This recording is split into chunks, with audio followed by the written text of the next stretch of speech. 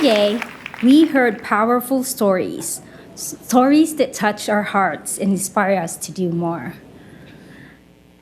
Our next storyteller is Kelly Cummings McGrady. She is a registered nurse and enrolled member of the 3 affiliated tribes, Mandan, Hidatsa, and Arikara. Also a lineage of Seminole of Oklahoma and Lakota Sioux of South Dakota.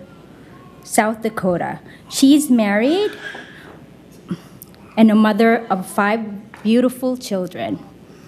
Kelly is currently a fellow of the Robert Wood Johnson Clinical Scholars Program and serves the 3 affiliated tribe and Elwood's Memorial Health Center's Native Youth Suicide Prevention, Building Resilience, Building Health program. Let us welcome to the stage Kelly Cummings McGrady.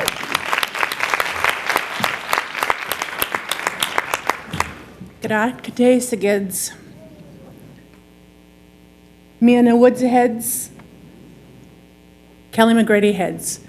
Good morning, my name is First Woman Kelly McGrady. I greeted you in my father's language, which was forbidden, which is Hidatsa. And like Apple said, I'm Mandan, Arikara, Hidatsa, Seminole, and Lakota Sioux. I am the Ikka, mom of 5 beautiful children, and one which is with me today, Kale. I would like to say Mazgrads, thank you for this awesome opportunity to be with a phenomenal set of people, professionals that are doing such amazing work. And when I look at all of you, I'm in awe to say that there are such resources that I would love to tap into. I am part of 2% of the millions of Indigenous people that were annihilated, exterminated, decimated,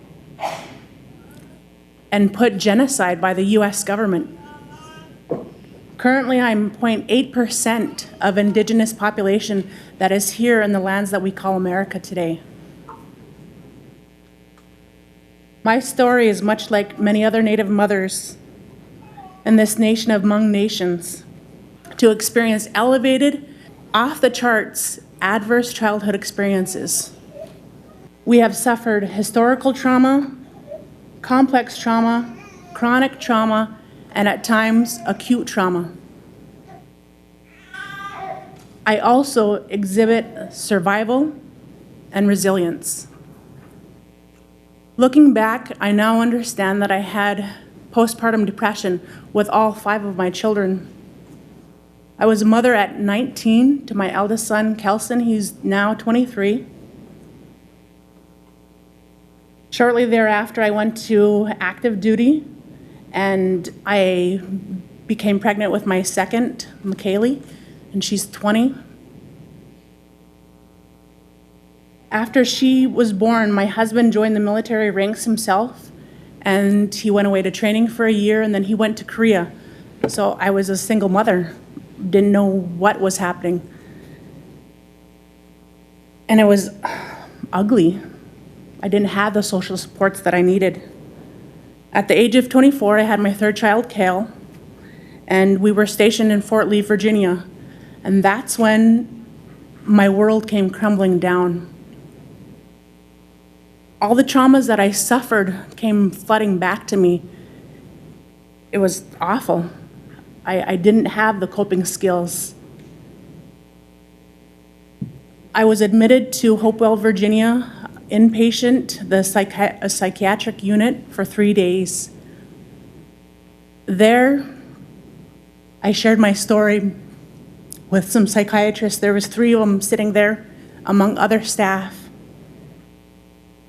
I shared my story of being molested multiple times, of being drunk, blackout drunk at 5 years of age, that I was high on weed at 5 years of age, that my first suicide attempt was at 9 years of age,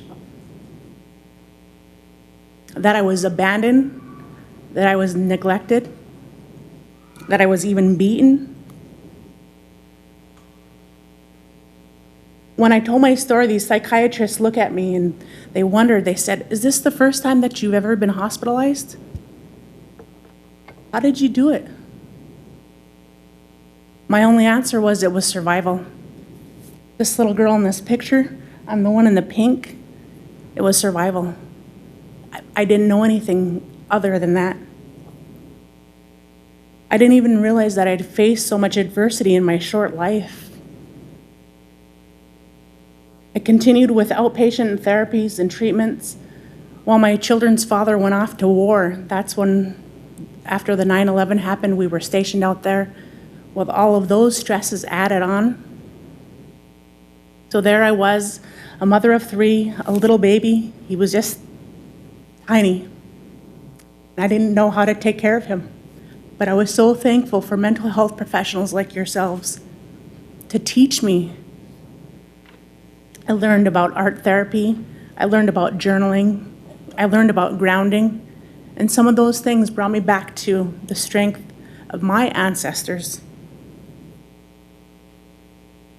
I still share a lot of those tips that I learned with the Native mothers on my own home reservation in Newtown, North Dakota, and the surrounding areas where we lack mental health services. We don't have one psychiatrist, and actually we've just brought telehealth into the Newtown Public Schools because they're inundated with adverse childhood experiences. We're inundated with Native youth suicide attempts. My hope and my dream is that we can end those health disparities for all people of color, that we can have that healthcare equity for everyone. And my hope and my dream and my prayer is that a lot of you in this building, in this room, will take your phenomenal resources that you have and share them with our people. We're often a forgotten people, an invisible people, to be only 0.8% of the millions of Americans. So as we sit here on this last day pondering the emerging considerations in maternal health and mental health, we can do more. Help me send the resources home to all the Indigenous reservations in America, because all of them are the same.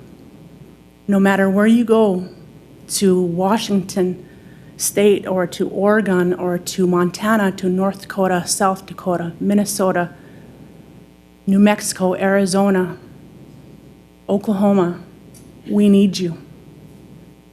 So I'd like to say Mazgrads, and I just wanted to share something on that resilience. If I can do it, other Native moms can do it as well. And I love the panel this morning when they talked about ladies of color or sisters of the sister circle. That is amazing. Keep it up. So just as we come into love of a mother and love of Valentine's Day for tomorrow, I just wanted to share something with you because my children are my strength. So I wrote this February 14th, 2013. To my Valentine's family, I love you all. I know I may expect a lot from you. I may be hard on you. I may think you can do better. Just know I love you, the whole universe deep. I live to see you smile, wish to save your hurts, promise to do my best. I will be less strict and more loving and kind when disappointment and hurt becomes a part of our lives. We only live once. Only one time will I be your mother. Know that I am you and you are me. One day will come a time when we will no longer see each other because of travels of distance or death. And then you and I will know I love you so. Love, Mom. Mazgrads.